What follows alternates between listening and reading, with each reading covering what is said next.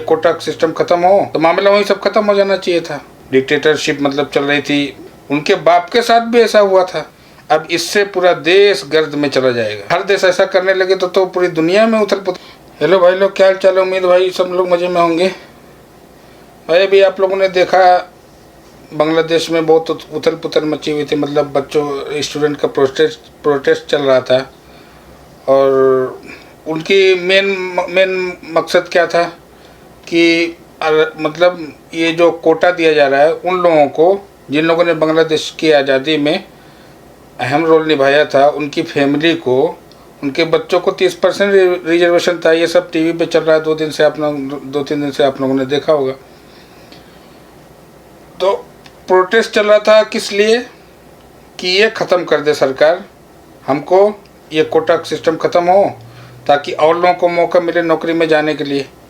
Main तो protest इसलिए चल रहा था। अब सरकार ने इनकी बात भी मान ली तो मामला वहीं सब ख़त्म हो जाना चाहिए था। लेकिन अब जो मामला चल रहा है ये बहुत ख़तरनाक है।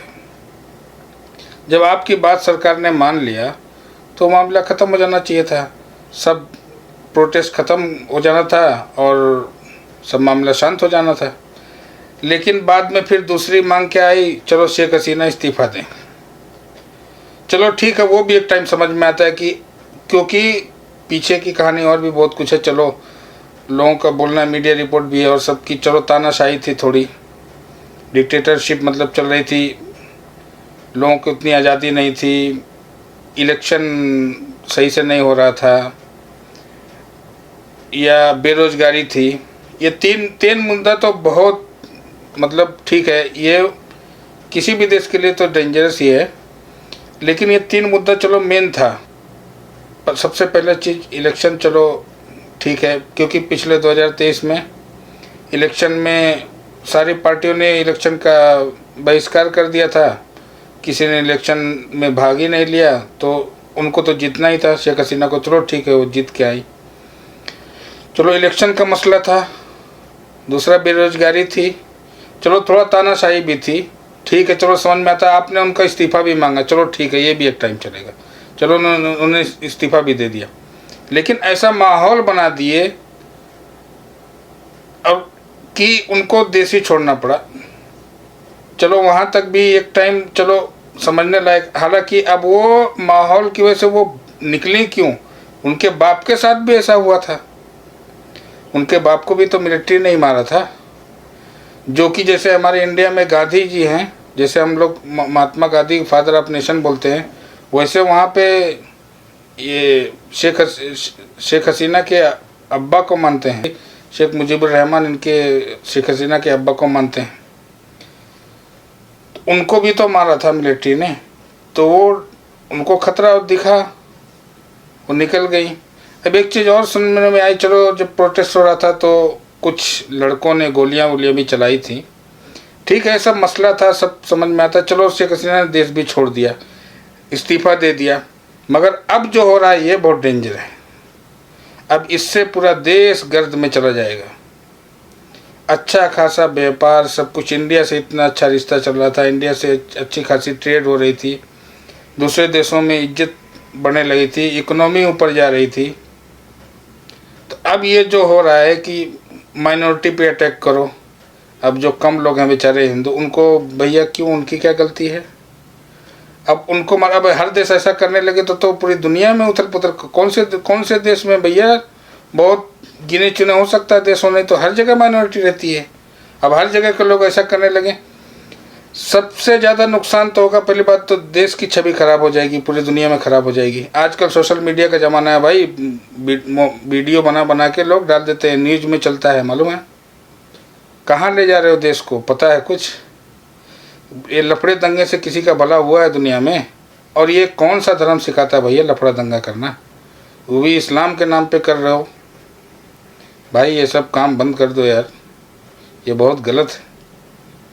दूसरी चीज़, अब जितनी कंपनियां देखो, हर कंपनी, विदेश की जो कंपनी होती है वो शांति ढूंढती है भाई। अब कंपनियां निकल जाएंगी आपके देश से, जो अच्छा खासा दूसरे देशों से तजारत हो रहा है वो उस पे वो खराब होगा। कंपनियां जाएंगी बाहर, देश की छवि खराब होगी, इंडिया से भी, पड़ोसी देश देखो, इंडिया से इतना अच्छा रिश्ता था वो भी खराब होगा, हर तरफ से बर्बादी ही होगी। कौन सा देश आएगा आपके, कौन से देश के लोग आएंगे आपके देश में व्यापार करने, जब वहाँ पे ऐसी उथल पुथल मची रहेगी, इसको मार दो उसको मार दो, इधर आग लगा दो। दुनिया का अब देखो, प्राइम मिनिस्टर के घर में घुस के लूटना पुटना, इसकी क्या ज़रूरत थी? ठीक है चलो कुछ गलती थी, लेकिन ये सब हरकत सही नहीं है। अब आग लगाना, अपने ही देश की संपत्ति को आग लगा रहे हो, उससे क्या मिलेगा बताओ? नुकसान ही तो होगा। अब हिंदुओं पे अटैक कर दो, क्या मिलेगा उससे? किसी को मार, और कौन इजाज़त देता है इसकी कि किसी को मारो बिला वजह? इससे भैया थोड़ा अभी भी होश में आ जाओ, ये बहुत गलत चीज़ है, बहुत गलत चीज़ है। अभी भी टाइम है, अभी भी संभल सकती है स्थिति। आप लोगों को तो चाहिए था शांति से फिर दोबारा इलेक्शन होता,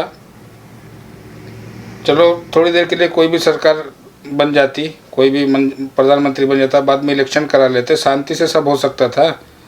आप लोगों की मांग ही थी तो चलो उन्होंने रिजाइन भी दे दिया था, देश भी छोड़ दे, देश तो छोड़ी ही वो इसलिए क्योंकि भाई उनके बाप के साथ ऐसा हो चुका है एक बार कांड, तो वो तो भाई कोई भी यही सोचेगा। फिर मेट्रो वालों ने टाइम दे दिया था कि 40-45 मिनट का टाइम, आप निकल जाओ नहीं तो आपके साथ कुछ भी होगा। तो ये सब देखते हुए निकल गए वो, उस टाइम जो उनको अच्छा लगा उन्होंने किया, ठीक है। तो उसके बाद तो शांति चाहिए थी, तो उसके बाद शांति कहाँ हुई? तो अब दूसरे लोग भी जाहिर सी बात है यही बोलेंगे कि इस देश का हाथ है, उस देश का हाथ है, इसने ऐसा किया उसने, अब वो सब करके दिखा भी रहे हो आप लोग। अभी भी टाइम है भैया, ये सब काम बंद कर दो मेहरबानी करके। चलो ऊपर वाले से ही दुआ, सब कुछ ठीक हो भाई। चलो भाई मिलते हैं फिर नेक्स्ट प्रोग्राम में। अस्सलाम वालेकुम।